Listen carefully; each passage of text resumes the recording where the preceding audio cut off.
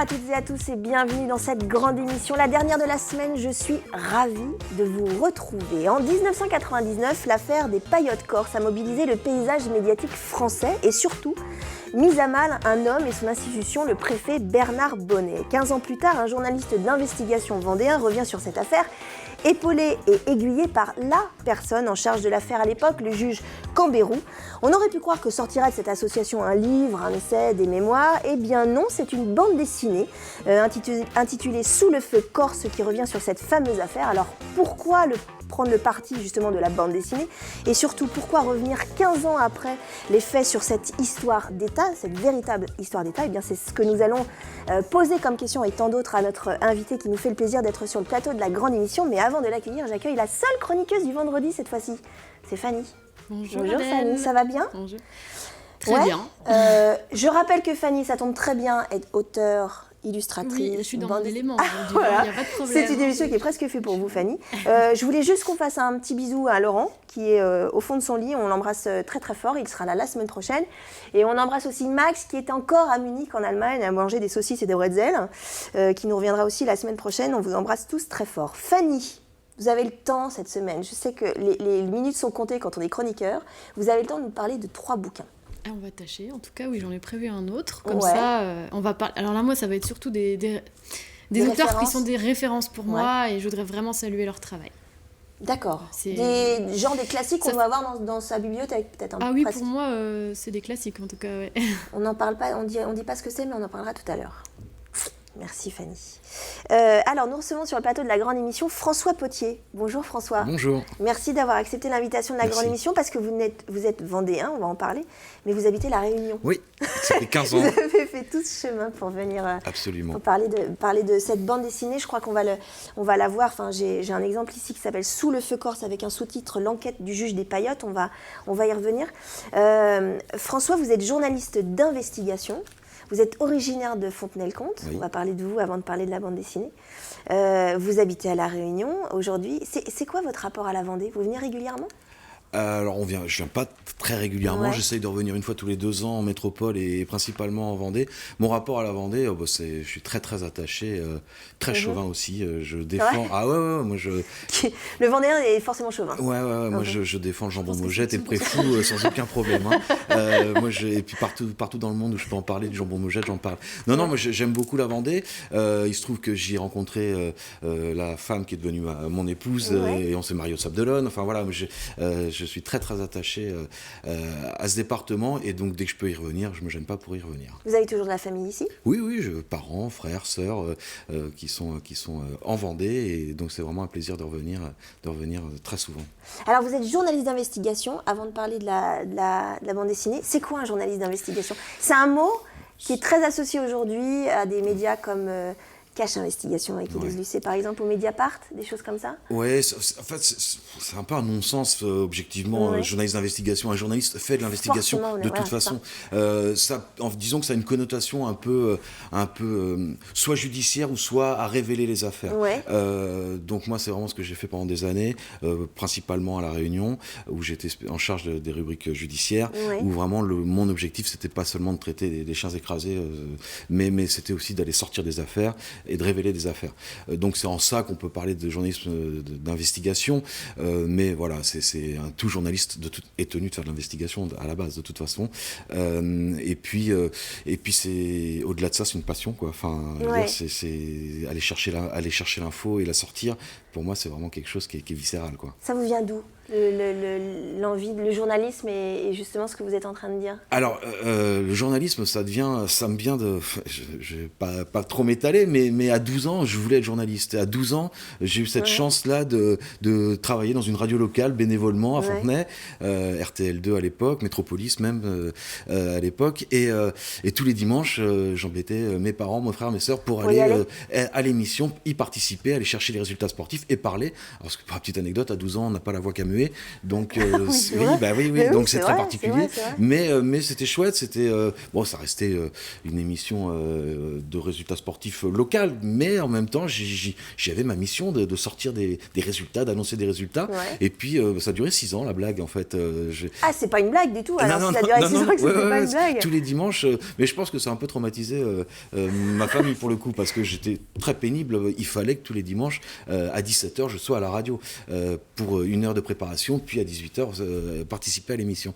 Ouais, ça a duré 6 ans, et puis j'aimais, en fait, j'ai toujours aimé aller, quand je vais au match de foot, c'est pas tant le match qui m'intéresse, c'est plus d'être dans les vestiaires, d'écouter les commentaires, d'aller chercher... dans l'ambiance. Ouais, d'être côté coulisses, en fait. Et c'est ça qui m'a toujours animé. Donc, j'ai pu continuer après, grâce à Ouest France, puis après, des études courtes, et puis surtout enchaîné par les boulots derrière. À 20 ans, j'étais déjà titulaire de mon premier poste de journaliste. Donc c'est viscéral, quoi. Et donc, vous continuez ce métier-là, vous êtes journaliste d'investigation, et vous l'avez mis au profit de cette bande dessinée, on va en parler. Alors, ça s'appelle, je le rappelle, Sous le feu corse, l'enquête du juge des Paillotes. Vous êtes co-auteur de ce livre, vous êtes 3 à avoir fait cette bande dessinée. Daniel Blancou, qui est l'illustrateur. Vous, François, on va parler de la genèse du projet, qui est journaliste d'investigation pour parler de cette affaire-là. Et puis... Cambérou, le juge Cambérou. On dit même plus le prénom. Non, Patrice Cambérou, le juge Cambérou, En fait, en charge de l'affaire. En charge de l'affaire, qui a instruit cette affaire. En fait... On s'est croisés à La Réunion en 2002 quand je suis arrivé à La Réunion. D'accord. Patrice Cambérou était magistrat en poste à La Réunion, juste après l'affaire des Paillotes. C'est ça. Et en fait, moi tout de suite, j'ai tilté Cambérou, l'affaire des Paillotes. C'est une affaire qui m'avait vachement intéressé déjà au moment où c'était sorti. 99. En 99. Et du coup, par nos métiers, on a été amenés à se côtoyer quasi quotidiennement.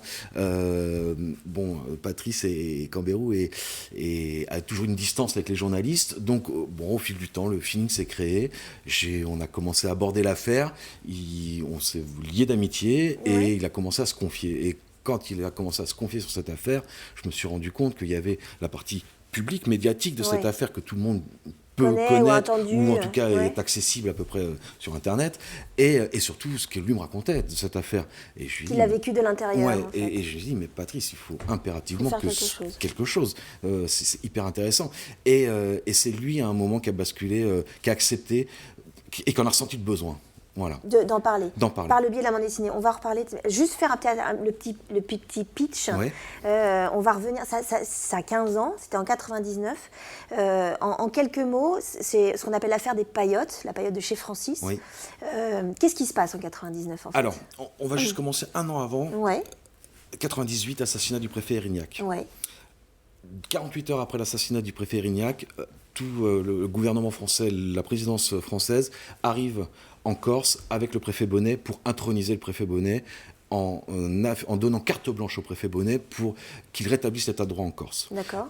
Trop c'est trop, en gros, et maintenant il faut que la France maîtrise les choses en Corse. Voilà le message. Carte blanche au préfet Bonnet qui va travailler... vraiment au rétablissement de l'état de droit et qui va avoir en tête de s'attaquer au domaine public maritime sur lequel sont posées des paillotes.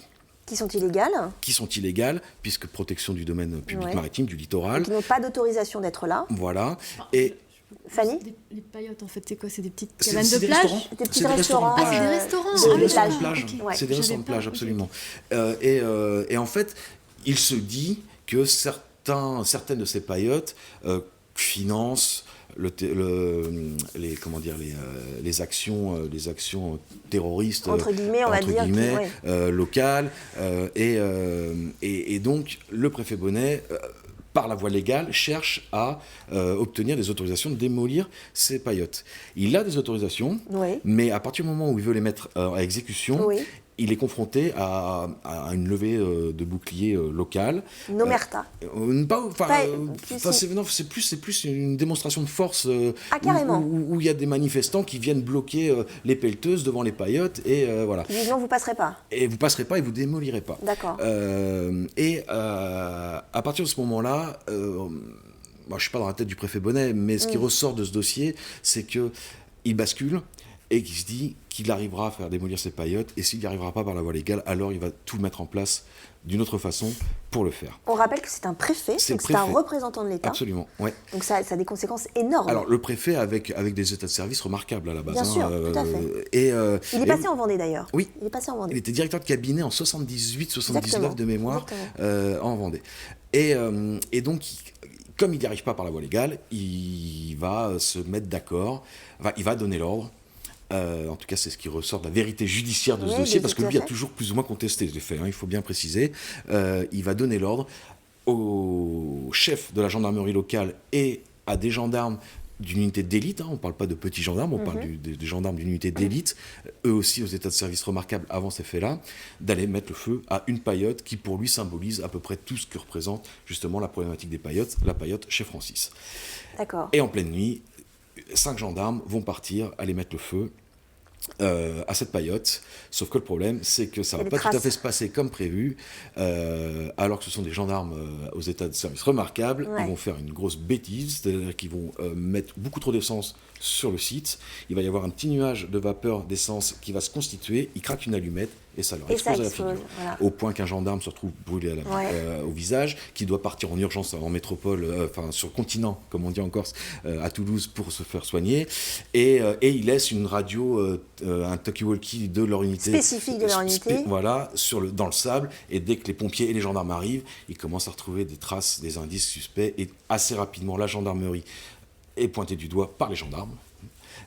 Et ça remonte au préfet, ça remonte même au Premier ministre. Oui, il y a une motion de censure à l'Assemblée nationale qui demande la destitution du gouvernement. Enfin, ça va très loin. On parle d'une affaire d'État.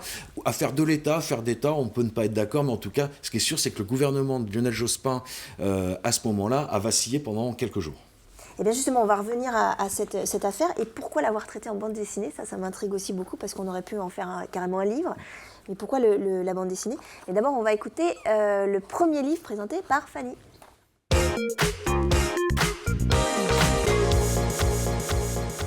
On reste dans la BD, mais on n'est pas sur le même thème, c'est ça, Fanny ? Moi, je suis complètement partie, là. Il faut revenir, Fanny. Il faut revenir pour la chronique. Mais elle a brûlé au final la paillote. Oui, elle a été reconstruite. Elle a été reconstruite et elle existe toujours aujourd'hui. Exactement, elle existe toujours. Non, c'est génial. Les affaires corses, quoi. On va reparler. Oui, alors, on parle d'Atargoul. Alors, Atargoul. Avant de faire un résumé de ce livre, si je l'ai choisi en fait, c'est cette bande dessinée et puis la deuxième, Tyler Cross, qu'on verra tout à l'heure, c'est pour saluer surtout un trio d'auteurs. D'accord. Ce ne sont pas des bandes dessinées qui viennent de sortir, on est d'accord ? Non, mais c'est des classiques qu'il faut avoir dans sa bibliothèque pour moi, donc c'est intemporel. Oui, bien sûr. Atargoul d'ailleurs a été salué à Angoulême. Lors de sa sortie. Au festival, d'accord. C'est une harmonie de... Je vais aller dans l'ordre. Je vais y arriver. Allez, Fanny. Premièrement. Donc, il faut inclure un travail à trois, c'est-à-dire le scénariste, le dessinateur et une coloriste. D'accord. Parce que ça va me permettre de saluer vraiment le travail de la coloriste, parce qu'on n'en parle pas souvent. C'est vrai. Mais sur ce projet-là, j'attendais d'avoir les doubles pages, les doubles intérieurs. Ça va vraiment, ça accompagne complètement le travail de scénarisation, les découpages, les rythmes qui sont mis en place, les ambiances, l'atmosphère. Tout ça, en fait, est accentué par le travail de la coloriste, qui est remarquable. Vraiment, Laurence Croix, c'est on va peut-être citer, c'est le trio Nourri-Bruno-Croix, oui, c'est ça ? Pardon, je ne l'ai pas dit. Non, et juste pour faire... Nourri, c'est le scénariste, Bruno, le dessinateur, et Laurence Croix, la coloriste. Juste pour faire... Ça raconte quoi, Atargoul ? Très brièvement, pour que les gens puissent... Parce qu'il je crois qu'il y a un sous-titre. Le destin d'un esclave modèle. Donc, Atargoul, c'est la vie d'un esclave arraché à son Afrique natale pour servir dans une colonie. Donc, ce héros est aux caractéristiques hors du commun. S'est promis dès son plus jeune âge de ne jamais pleurer. Pour aucune raison. Voilà. Il s'est promis ça. Donc ça met un petit peu l'ambiance, le thème. Ouais. Il s'y tient et jamais il ne laisse transparaître ni sa tristesse, ni sa rancœur, ni sa haine. Ouais. Au point qu'il réussit à tromper, à manipuler en fait son entourage et notamment ses maîtres. Ok. Ok. Donc à l'instar, moi j'ai fait le rapprochement par rapport aux petites statuettes africaines, oui, bien sûr, voilà, qui selon les énergies dont elles sont empreintes, soit peuvent porter malheur ou bonheur. Ouais. Et bien pour moi en fait ce personnage il agit vraiment comme ces petites statuettes, c'est-à-dire qu'il va pourrir littéralement la vie de ses maîtres, mais sans qu'en fait à aucun moment on comprenne que ça vienne de lui. D'accord. Voilà, c'est comme un petit fléau, une espèce d'âme vengeresse, voilà, qui est toujours présente. Ouais.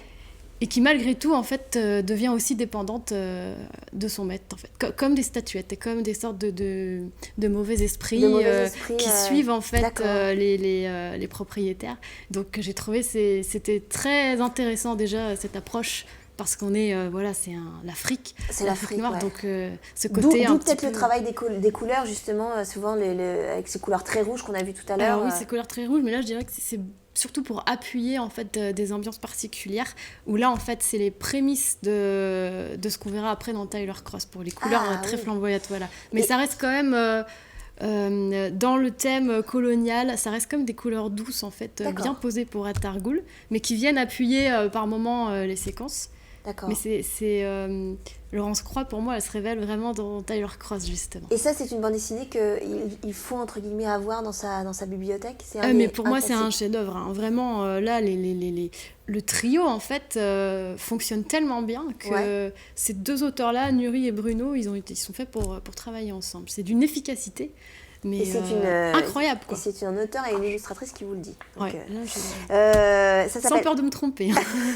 Ça s'appelle Atargul, par Bruno et Nuri, et on parle aussi de Laurence Croix qui fait les couleurs. On parlera des deux autres tout à l'heure, dans les deux autres parties de l'émission. Merci Fanny, c'est la fin de cette première partie. On se retrouve juste après une courte pause pour parler de la Corse.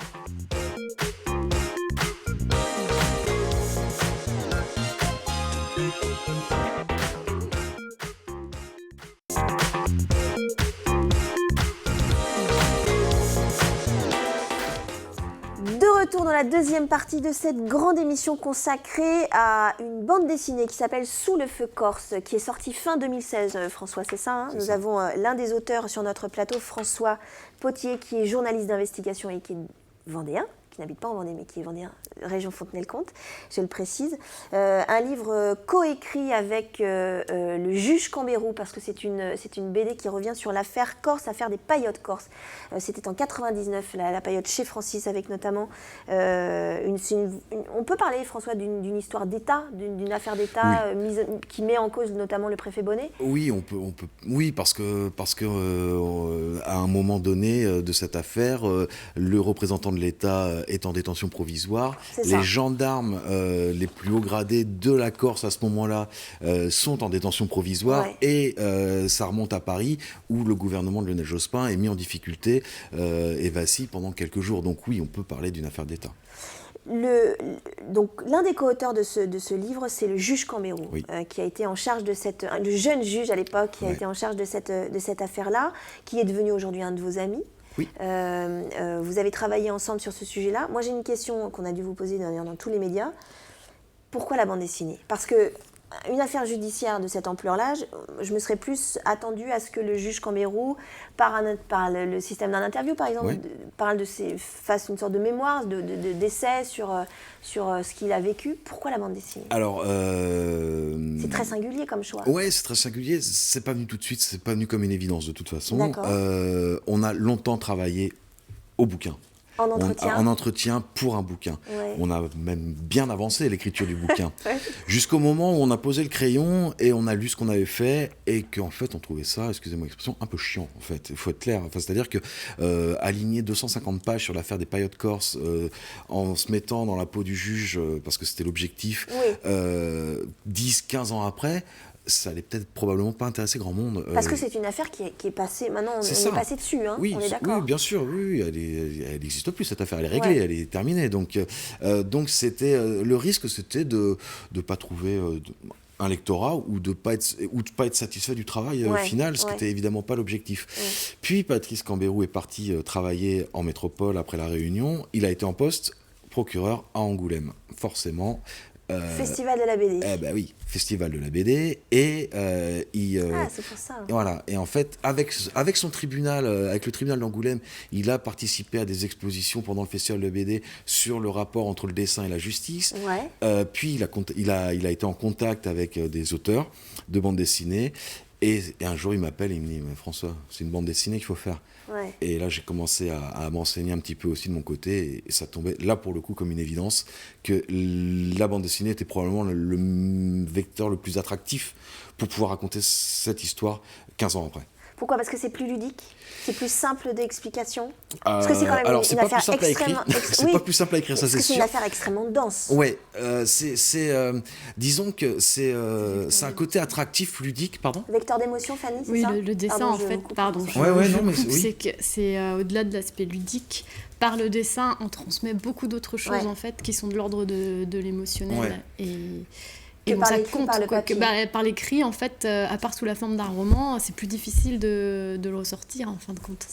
Et c'est vrai que le dessin, à plusieurs reprises, le dessin nous permet de ne pas mettre de texte. Exactement. Il y a des doubles pages, il y a une double page où il n'y a pas un texte. Il n'y a que le dessin. C'est ça. Alors, ça a plusieurs fonctions. Ça a la fonction d'informer ou de donner du contenu sans texte. Bon, ça a aussi des fonctions de respiration, parce qu'à un moment, il faut que le lecteur prenne le temps de respirer, se pose un peu avant de repartir dans une période un peu plus faste.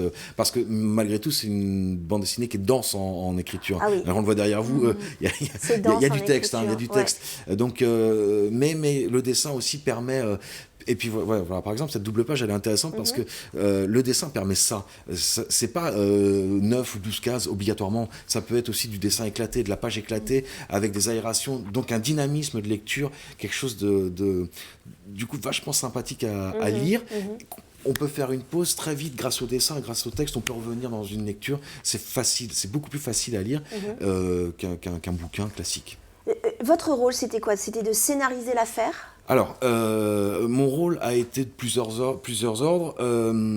Il a fallu déjà que je récupère l'intégralité du dossier judiciaire par mes propres moyens. Pour l'analyser, le retravailler et refaire une chronologie très précise, très minutieuse, parce que quand on parle d'une affaire d'État, j'aime autant mieux vous dire qu'il ne faut pas se tromper.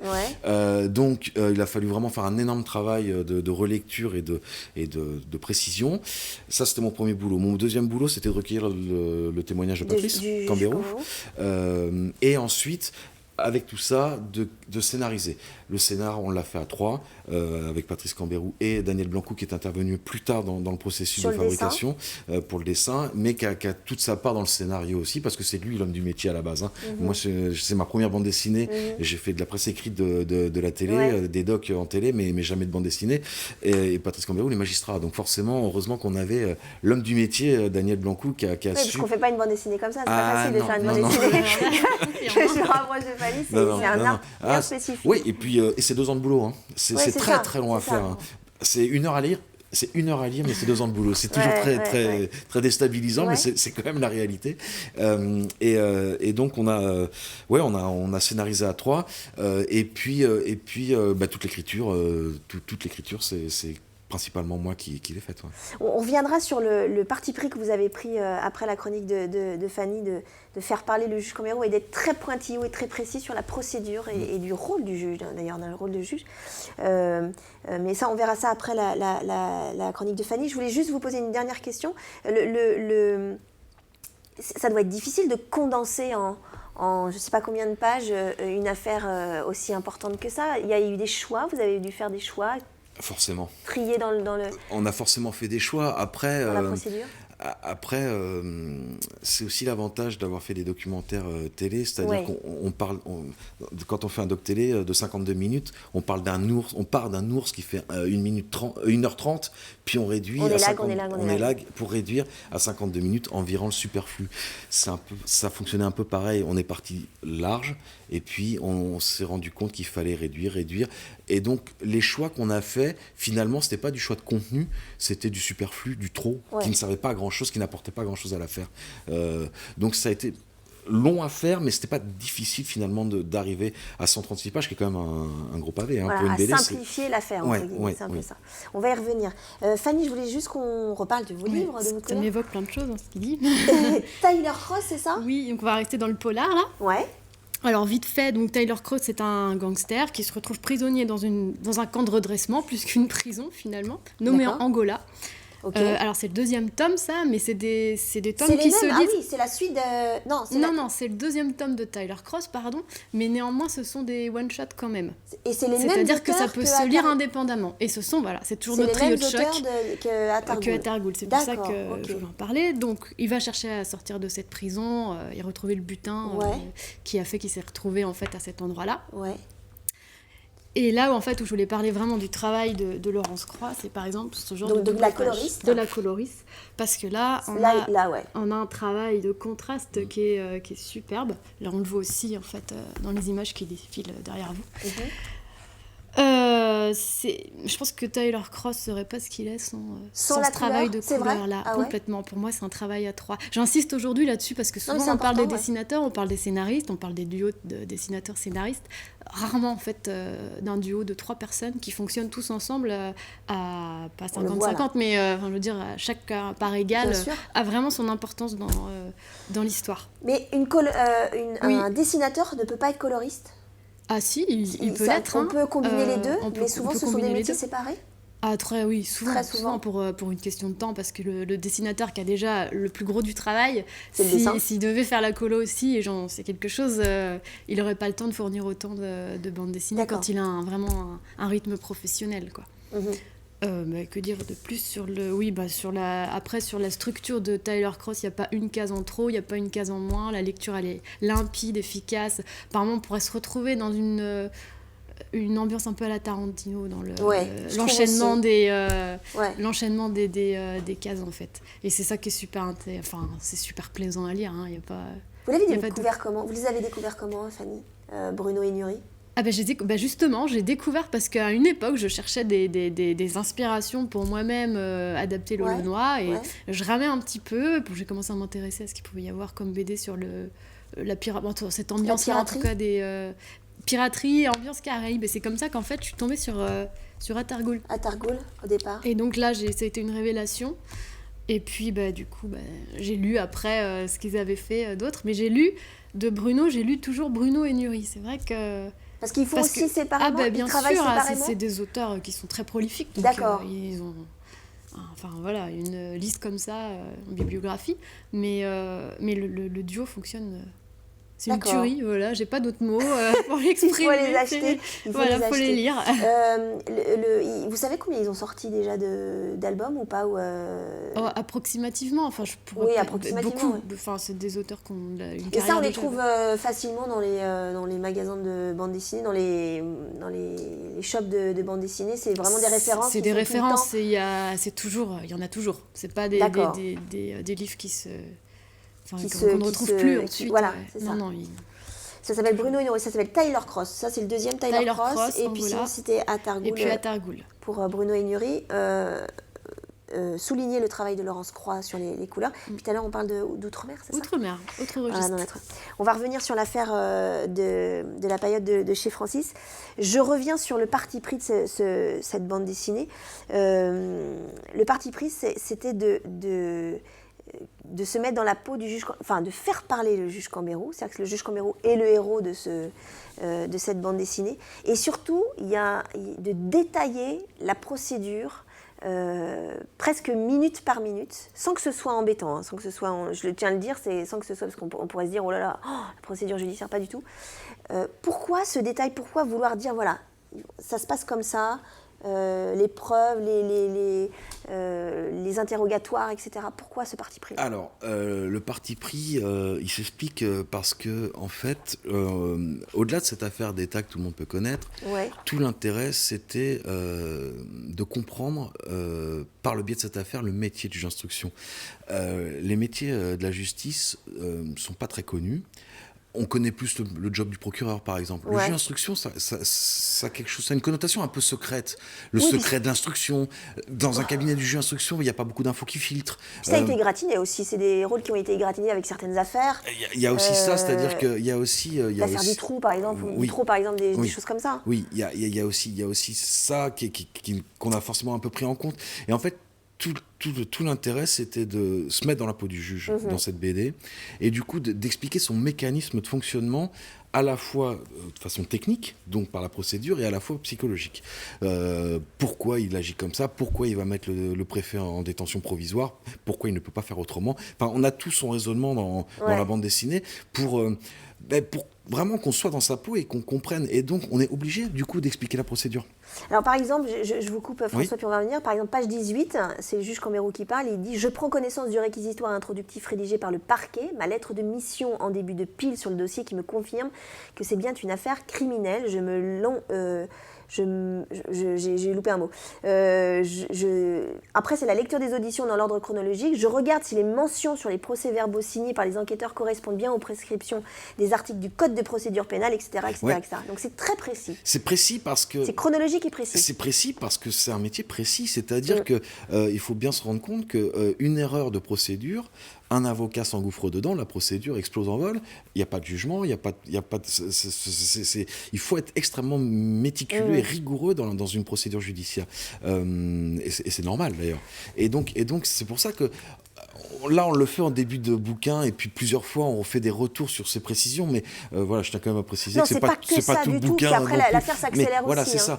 Mais c'est nécessaire pour comprendre vraiment ce métier-là. Il a fallu qu'il y ait quasiment une vertu pédagogique, finalement. C'est ça. C'est ça, c'est-à-dire qu'on est presque de l'ordre du manuel pédagogique du juge d'instruction, quoi. Mais de manière ludique, quoi, sans que ce soit... et puis illustré par une affaire. Exactement. Ouais. Et le juge Cambérou, tous les deux, quand vous avez voulu revenir sur cette affaire de 99, notamment par le biais de la bande dessinée, est-ce que c'était pour lui aussi une façon de réhabiliter le métier justement de juge d'instruction, en sachant qu'on en parlait déjà avec l'affaire Grégory, avec le juge Jambert, avec les problèmes que ça a causé, et le fiasco de l'affaire Graffoul, le fiasco aussi de Doutreau, on en parle aussi avec le Burgot, par exemple, le juge Burgot. C'était une façon aussi de rendre... Je ne suis pas sûr. Vous n'en avez pas du tout parlé ensemble? Si, on en a beaucoup parlé, bien sûr que si, on en a beaucoup parlé, mais je ne suis pas sûr, je pense plus que c'était de l'ordre du combat personnel pour lui. C'est-à-dire que, on a oublié de préciser une chose, c'est que Patrice Cambérou, quand il prend cette affaire, il a 30 ans.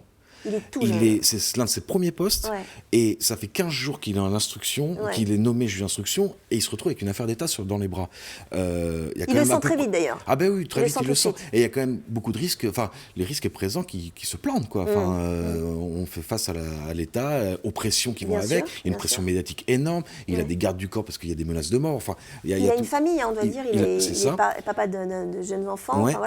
Et donc du coup, quand il veut faire ce bouquin, c'est plus un peu pour expliquer à ses enfants, quelque part aussi, pourquoi il a été si absent pendant ces mois-là. Et puis pour réhabiliter sa vision. Parce que ce qu'il ne faut pas oublier non plus, c'est qu'il a été victime d'un petit acharnement médiatique à un moment, où on parle de son poste comme d'un emploi fictif. Le juge Cambérou est un emploi fictif. Enfin, parce que les avocats de la partie adverse s'engouffrent dans une faille. Donc à un moment, et lui n'a jamais parlé. Il n'a jamais parlé à ce moment-là. Et donc, il a aussi besoin à un moment de rétablir sa vérité. C'est d'ailleurs comme ça qu'à un moment, il justifie ce bouquin, c'est pour rétablir sa vérité et son point de vue à lui, parce qu'il a, je dirais pas qu'il a souffert, mais il a enduré des épreuves quand même. On le sent de toute façon, on sent tout au long de la bande dessinée qu'il a enduré certaines épreuves. On va revenir évidemment sur cette BD-là dans la troisième partie de cette émission. On se voit juste après une courte pause. Et puis on reparle de la Corse et de l'affaire de 99, l'affaire des paillotes.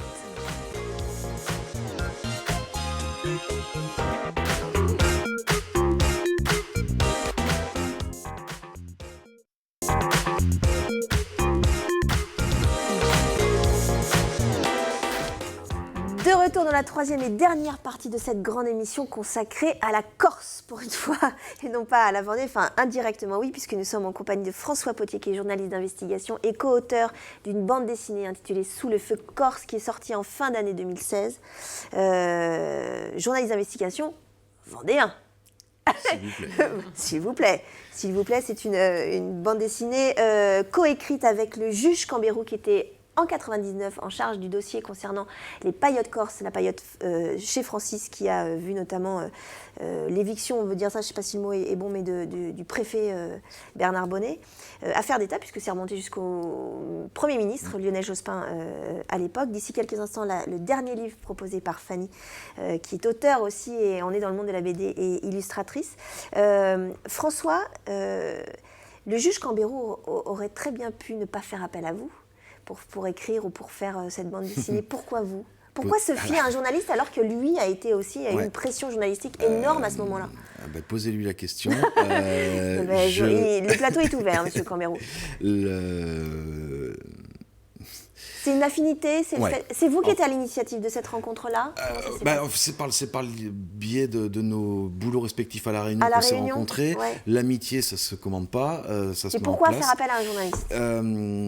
En fait, je ne sais pas s'il a fait appel à un journaliste. Je pense que c'est une histoire d'amitié et de confiance, quoi. C'est-à-dire que je n'ai pas vraiment de réponse. Je pense qu'on ne s'est jamais posé la question, en fait. On s'est promis de le faire ensemble. Ouais. Et ça s'est fait. Enfin, non, mais s'il n'y a pas de réponse, il n'y a pas de réponse. Non. C'est quand, vu la pression médiatique qu'il a eue, notamment par les journalistes, je me suis dit qu'un juge d'instruction, à l'époque, se fit 15 ans après un journaliste, il y a aussi une petite... qu'est-ce qui s'est passé ? Est-ce que c'est qu'une question de confiance ? Voilà. Oui, c'est forcément une question de confiance. En fait, ce qui s'est passé aussi, c'est que il m'a vu, moi, travailler. C'est-à-dire que moi, il a lu mes articles tous les jours. Quand il était magistrat à La Réunion et que j'étais journaliste en presse écrite, il a vu ce que je faisais. Il a vu quelle attitude j'avais à son égard et le feeling et l'amitié qui s'est liée. Donc, je pense que tout ça faisant, à un moment, il s'est dit que j'étais peut-être la bonne personne pour l'aider à accoucher de ce projet-là, de son témoignage. Mais on est vraiment plus dans l'ordre de l'histoire humaine. Et de confiance et de rapports amicaux, etc. Ouais, c'est ça. Il y a un parti pris qui a été pris aussi dans la bande dessinée, c'est que les dessins, notamment de Daniel Blancou, sont des dessins assez soft. Il n'y a pas trop d'expression faciale, par exemple. C'est-à-dire qu'on laisse... on sent la tension sur les visages. Par exemple, je pense que le visage d'en bas, c'est Claude Sérillon à l'époque, qui était en charge du journal sur France 2. C'était France 2 à l'époque. Et il n'y a pas énormément d'expression. C'est un parti pris aussi. C'est un parti pris parce qu'en fait... et ça, c'est le parti pris de Daniel Blancou, le dessinateur, mais qu'on a validé. Enfin, on était tout à fait d'accord avec lui. On a considéré qu'il y avait suffisamment d'informations, et notamment de ressentis d'émotions, dans les textes et dans le dessin en général, pour qu'on n'ait pas besoin de rajouter de l'information sur le trait de caractère, sur le trait de visage, par exemple. Je trouve ça très bien. Fanny, je voulais avoir votre avis, Fanny. Je valide complètement le choix graphique. Hein. Je trouve qu'au contraire, c'est un beau travail de synthèse, et à la fois amené par le dessin, et par la BD, en fait, enfin le sujet qu'il a fallu, vous disiez... C'est ça, il n'a pas voulu rajouter trop d'infos. Et en même temps, il y a une tension, parce que quand on voit le visage de Bernard Bonnet qui se fait notamment interroger, il y a un visage tendu. Oui, il y a un visage tendu, mais parce que vous l'interprétez par le texte, par l'ambiance générale, pas forcément par le trait du dessin, ou peut-être aussi par le trait du dessin, mais oui, mais ça, je ne vous cache pas que c'est notre grande fierté à nous trois, c'est d'avoir réussi à être dans beaucoup d'émotions, beaucoup de ressentis d'émotions. Oui, c'est ça. On sent les moments de stress, on sent les moments d'inquiétude, on sent les moments de doute, parce que quand vous disiez tout à l'heure que Patrice Cambérou est le héros de cette bande dessinée, c'est vrai, c'est le fil conducteur, mais c'est pas un héros c'est un héros humain. Enfin, il a des doutes, il a peur, quand il a un garde du corps. Bien sûr, il le dit. Et on n'est pas dans la fiction du tout. Non, il n'y a rien d'inventé. Tout est parfaitement réel. Et donc on est content d'avoir réussi à faire ressortir cette charge émotionnelle et cette intensité qui était tellement palpable à l'époque, parce que l'idée, quand on est dans une réalité, c'est de l'écrire, mais c'est aussi de le faire ressentir comme ça a été ressenti aussi à l'époque. C'est sur une BD qui, sans que ce soit mal interprété, qui est assez austère à l'intérieur. C'est-à-dire que la couverture est très alléchante, enfin très chaude, on va dire, avec des tons jaunes, etc. Et quand on ouvre le livre, c'est assez austère au niveau de... On parlait de couleurs tout à l'heure, mais il n'y a pas de contraste énorme de couleurs. C'est plutôt dans les tons de gris, etc., bleu. Alors, la couleur a été faite par le dessinateur. C'est Daniel Blancou qui a fait la couleur. Et ça, c'est aussi un choix, parce qu'on est dans l'univers judiciaire. vous voyez pas des couleurs fluo dans les tribunaux. Hein. On est dans quelque chose de posé. Ouais, voilà. On n'est pas dans une crèche, quoi. Donc, si vous voulez, la chose, c'était aussi d'être fidèle à la réalité, aussi par rapport à ça. L'ambiance générale d'un palais de justice, c'est pas youpi tralala. Donc, et puis souvent, on n'y va pas pour des bonnes nouvelles. C'est ça. Donc, on se devait aussi d'avoir ce côté peut-être un peu austère. Alors, je ne dirais pas austère. Austère, moi, le mot est peut-être un peu fort, mais hollywoodien, quoi. Oui, c'est ça. Enfin, c'est un cadre très, très neutre, assez neutre. C'est ça, mais neutre. comme ce doit d'être un peu la justice normalement, ou un palais de justice, voilà. Donc l'idée c'était aussi ça. Ce qui veut dire que tout est calculé dans une bande dessinée. C'est-à-dire que il n'y a pas grand-chose non. C'est pas vous que je vais l'apprendre, Fanny, on est d'accord. Et l'éditeur est là aussi, hein. C'est-à-dire que attention. Futuropolis, on l'a pas dit, c'est aux éditions Futuropolis, on le redira là, évidemment à la fin de cette émission. On va refaire un petit point sur le dernier livre que Fanny nous présente, et puis après je reviendrai vous voir François. Enfin, restez là. Outre-mer. Outre-mer. Donc ça c'est un intégral de Bruno Le Floch. Chronique Outre-mer. C'est un hommage un petit peu à cet auteur que j'ai eu en professeur de storyboard et qui nous a quittés depuis. Donc je voulais saluer aussi son travail. D'accord. Aujourd'hui. Alors pourquoi ce livre ? Bien parce que à cause du trait. Justement, on parlait d'une simplicité du trait. Pour moi, la qualité d'un dessinateur, ça se juge aussi à travers en fait, sa capacité à transmettre un maximum d'émotions avec le moins de traits possible. D'accord. Et sur ce travail en particulier, c'est parfaitement visible parce que, encore une fois, l'assemblage des plans, la manière dont les personnages sont disposés les uns par rapport aux autres, eh bien, il n'y a pas besoin, en fait, entre guillemets, d'en faire des caisses. Et je trouve ce travail-là, pour moi, il est magnifique, le travail de Bruno Le Floch. Mais je dis ça à chaque fois en même temps, donc c'est normal, je choisis. Mais en même temps, vous choisissez les auteurs que vous aimez bien, donc c'est la meilleure façon de les vendre, entre guillemets. Alors, il faut savoir que Bruno Le Floch avait gagné le prix Goscinny pour son ouvrage 3 éclats blancs, que je recommande aussi beaucoup. Il est breton, Bruno Le Floch, je suppose. Non, ça... Non. Oui, exactement. Il est breton.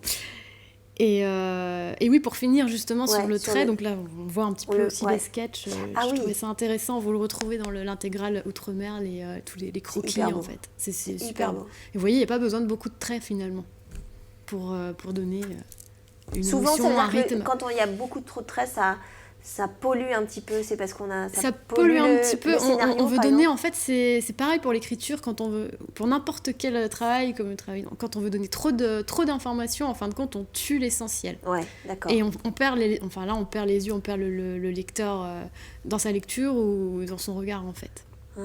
Et justement, pour finir, je voulais faire un petit clin d'œil à Max à ce sujet-là. Je disais donc que le dessin, en fait, quand il est léger comme ça, le reste, c'est le cerveau qui l'invente, qui vient combler les vides. Non, mais c'est ce qui se passe, en fait. D'accord. Là, par exemple, vous voyez pas des arbres. Il n'a pas dessiné des arbres, il a juste dessiné une masse de verre. Une ligne verte. Voilà, c'est ça, exactement. C'est tout. En réalité, nous, on l'interprète, c'est une forêt, c'est la forêt amazonienne même. Et voilà, donc en fait, je voulais dire par là que quelque part, le dessinateur, c'est un illusionniste. Comme Max. D'accord, merci. On rappelle juste les 3 titres, Fanny. Le premier, c'était... Alors, le premier, Atargoul, par Bruno Hénury et Laurence Croix. Il faut la citer aussi.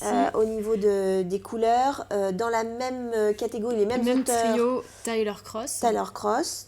Voilà. Et le dernier, c'est Outre-mer. L'intégrale Outre-mer, chronique Outre-mer de Bruno Le Floch. Donc, vous allez dans un magasin de BD, vous dites « Je viens de la part de Fanny Le Saint, je veux ça », et on vous le vend. C'est aussi simple que ça. Très bien, merci beaucoup Fanny. Et merci également dans une librairie spécialisée de bande dessinée et pas dans les grandes... Exactement, voilà, si je peux me permettre. Pour faire vivre le commerce traditionnel. Et il y en a notamment une à La Roche-sur-Yon qui s'appelle 85 000, je tiens à le signaler. Il y en a au moins une en Vendée. Et le comptoir de la BD au Sable d'Olonne. Et le comptoir de la BD au Sable d'Olonne. Très bonne aussi à La Rochelle. C'est hors Vendée, mais c'est très bon à La Rochelle aussi. Merci beaucoup, Fanny. Merci. On revient sur le livre et sur cette bande dessinée. On reste dans le milieu de la bande dessinée Sous le feu corse. François, ça donnerait pas mal une fiction, ça. Vous voulez un scoop ? Ouais, j'aimerais bien avoir un scoop. Je vous file un scoop. On est en négociation pour un rachat de droits audiovisuels. Ouais. Par le biais de la bande dessinée. De rachat de droits de cette bande dessinée pour une fiction. Ouais. c'est Gallimard qui est la maison mère de Futuropolis qui traite en ce moment avec un producteur pour négocier un rachat de droits. Donc peut-être. Donc l'aventure continue. L'aventure continuerait sur cette thématique-là, Sous le feu corse. Ah ben c'est la reprise du scénario de cette bande dessinée adaptée à la télévision ou au cinéma. Très bien. Vous viendrez. C'est un petit peu leur patte aussi. Pardon. Futuropolis, il commence en... Il y a beaucoup d'adaptations en fait qui sont à la base des bandes dessinées Futuropolis. Mais il y a de plus en plus d'adaptations. On va prendre l'exemple type, mais Valérian de Besson, c'est adapté, qui va bientôt sortir, c'est adapté d'une bande dessinée. On est vraiment sur le... Futuropolis a eu un auteur vendéen qui s'appelle Serge Perrotin, dont la bande dessinée a été adaptée en fiction. Exactement, pour le nom du fils, au nom du fils, absolument. pour Arte. C'était pour Arte. Et on l'avait reçu d'ailleurs à l'occasion sur le plateau de la grande émission à votre place. On embrasse Serge d'ailleurs. Donc, potentiellement, une fiction. C'est en cours. C'est en cours de discussion et de négociation. Est-ce que l'idée de prendre une autre affaire, puisque vous êtes spécialiste dans le judiciaire, de prendre une autre affaire importante et d'en faire aussi une bande dessinée, est-ce que c'est une idée est-ce que c'est votre première BD ? Ouais. Est-ce que l'idée vous a trotté dans la tête ? Je sais pas que celle-là qui me trotte dans la tête, c'est bien ça le problème. Est-ce qu'il y a d'autres affaires à la même époque, il y a eu, en fait, j'ai pas envie de recommencer ce travail-là sous cette forme-là. Ouais. Par contre, à la fois dans les documentaires télé que j'ai fait et ce que j'ai fait là déjà et ce que j'aimerais vraiment refaire, j'aime beaucoup me mettre dans la peau dans la peau du juge Cambérou, dans la peau de métier pour mes documentaires que je faisais à la télé. Et l'idée, je ne peux pas trop en parler, mais l'idée c'est l'une des idées, c'est de me mettre dans la peau d'un maton, par exemple. Et de faire une BD, avec un profil bien particulier que j'ai déjà, d'un surveillant de prison qui a travaillé dans toutes les grandes prisons françaises et dans les QHS et tout ça, et qui a plein de choses à raconter sur l'envers du décor, sur la réalité du métier de surveillant de prison, par exemple. C'est un exemple, j'en ai d'autres. Ce serait une idée. 36, je peux vous donner l'adresse, 36 quai des Orfèvres, par exemple. J'ai un flic, je connais bien un policier qui a travaillé longtemps au quai des Orfèvres, avec qui j'aimerais bien aussi... L'idée, c'est d'être dans les coulisses toujours. On revient au tout début de la discussion. La discussion de cette émission. Mais l'idée, c'est aussi d'avoir s'il n'y a pas de lien avec la personne, si l'affinité ne se fait pas, derrière, il n'y a pas de suite. On est d'accord. C'est ce qui s'est passé avec le juge Cambérou. L'idée, c'est d'aller gratter, d'aller chercher les entrailles et d'aller chercher au plus profond du témoignage. Donc ça, c'est un travail long de confiance. C'est presque le divan, quoi. C'est-à-dire qu'il faut avec Patrice Cambérou, il a fallu des années avant que je puisse lui dire non, ce que tu me dis là, on y va, on creuse encore un peu parce que c'est pas assez. Je veux savoir vraiment ce que tu ressentais là à ce moment-là. Et à un moment, ça se libère. C'est une mise à nu, quoi. Ouais, c'est une mise à nu. Ouais. Et ça, j'aime beaucoup aller travailler sur ce témoignage authentique, en fait, sur le témoignage authentique et les coulisses. Il y a eu l'affaire des paillotes. À l'époque, on était en 99, vous étiez plutôt jeune. Ouais, je vous avez 39 toujours, ans, oui, non. Ouais. C'est ce que je voulais dire. Excusez-moi, je ne sais pas ce que je voulais dire. Mais 39 ans aujourd'hui, à l'époque 99, vous en aviez 20 ans. Ouais. Déjà à l'époque, en 99, ça l'affaire vous avez marqué. En fait, j'étais déjà journaliste titulaire. En plus, oui. Donc, et en fait, j'avais déjà travaillé sur 2-3 grosses affaires criminelles qui m'avaient beaucoup marqué. Et j'étais très attiré par le rapport média-couverture des affaires judiciaires. L'affaire des paillotes a été extrêmement médiatisée. Et en fait, au-delà même de l'affaire, c'est plus l'ambiance médiatique qui l'entourait qui m'intéressait. Donc, c'est une affaire que moi, j'ai suivie à l'époque énormément. Est-ce qu'il y a une autre affaire qui vous a marqué ? Ouais. Il y en a plusieurs. Une grosse affaire. Ouais, celle qui m'a le plus marqué, c'est l'affaire d'un tueur en série à Toulouse, Patrice Allègre, dont j'ai couvert l'intégralité du procès pour le journal pour lequel je travaillais à Toulouse à un moment. Là, on est en 2001-2002. Et en fait, cette affaire, elle est glaçante. Et moi, la presse était au premier rang, et on était à 5 mètres... de lui ? D'un homme, ça reste un homme, qui a violé, assassiné 5 personnes. On ne comprend rien du mécanisme intellectuel ou psychique qui peut amener à des telles horreurs. Surtout que les horreurs dans un tribunal, elles sont détaillées. Parce qu'il faut bien comprendre la réalité des faits pour juger objectivement quelqu'un. Donc il n'y a pas de faux semblants, il n'y a pas de voilà, avec une ambiance avec les victimes qui étaient là et tout ça. Donc cette affaire-là m'a beaucoup marqué. Et après, j'ai fait une série de documentaires de 40 numéros sur les grandes affaires criminelles de La Réunion pour la télévision, que je présentais à l'écran. Et dans ce cadre-là aussi, à La Réunion, j'ai eu quelques affaires très surprenantes et qui me marquent. Ça touche souvent les enfants, malheureusement. Oui, c'est ça. C'est toujours un peu délicat sur ce point de vue-là. Ça s'appelle Sous le feu corse, l'enquête du juge des Paillotes. C'est aux éditions Futuropolis. Voilà, ça s'inscrit vous le voyez sur votre écran. C'est coécrit par Daniel Blancou, Patrice Cambérou et François Potier, qui était sur le plateau de la grande émission. Merci beaucoup, François. Ça a été vraiment un vrai plaisir. C'est une bande dessinée sur l'instruction judiciaire, bien sûr, de cette affaire de 99. Mais pas que, on peut parler aussi de libre arbitre, c'est sur la notion de choix et de pression aussi, dans le milieu militaire, politique, etc. Je vous la conseille, elle est dans toutes les bonnes crèmeries, comme on dit. Je vais la passer à Fanny pour qu'elle puisse la lire. Merci beaucoup, vous venez quand vous voulez, François, le plateau. Et je reviens. Ah oui, c'est vrai, il est à Angoulême, le festival, là, ce week-end, là. Vous allez pouvoir signer les BD. Merci beaucoup, merci Fanny, je vous souhaite une très belle soirée sur TV Vendée, je vous embrasse.